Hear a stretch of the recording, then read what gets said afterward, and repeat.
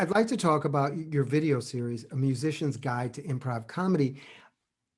How did you decide to come up with that?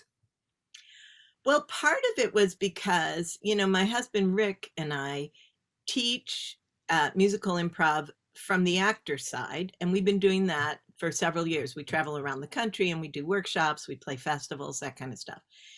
And what happens so often is that people say, "Oh my gosh, I love this so much. Our team loves this so much, but we don't have a musician." When we go back home, we don't have a musician, so we can't keep doing it. So sometimes people work with tracks or sometimes people work a cappella, but it's completely different to have a live musician with you. And there were troops that wanted musicians, and sometimes they'd even have a musician who is willing. Like, say, if they're a college team, you might have a music major who's like, "I'll try it," but they don't know how to train the musician for the specifics of improv. It's like the actors don't know how to tell them what they need. And so there's this sort of gap. And then there's just not that many places that teach the musician side of it, right? Lots of places teach the actor side of improv, but very few places teach the musician side.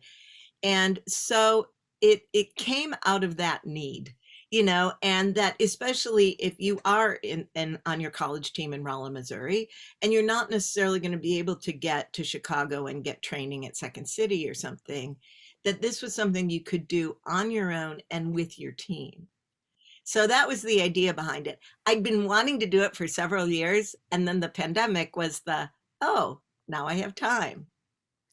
And for somebody who has, let's say they're playing piano, and they maybe they haven't done improv and they're like, well, we got this friend of ours who can play piano. Is that something that they can pick up pretty quickly to do off the? Yes.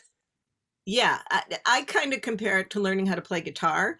Like most people can learn like 3 basic chords on guitar and start strumming and play something, right? Pretty quickly. Then, of course, there's a lot more you can learn about it, but you can get started quickly. Does that make sense? And so I really feel like if someone goes through this course of mine, which they could do easily in a month,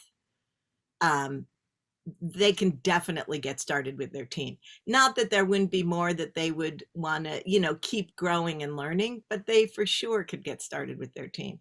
So part of what I'm teaching is like the quick start, like here's what you could do for your first show, how to get by. But then here's also a lot more that you can do, like more subtlety.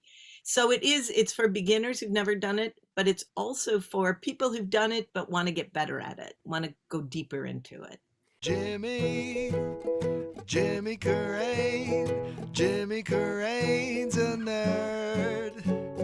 Jimmy Carrane's an improv nerd. Jimmy Carrane's a nerd. Oh, Jimmy Carrane, Jimmy Carrane.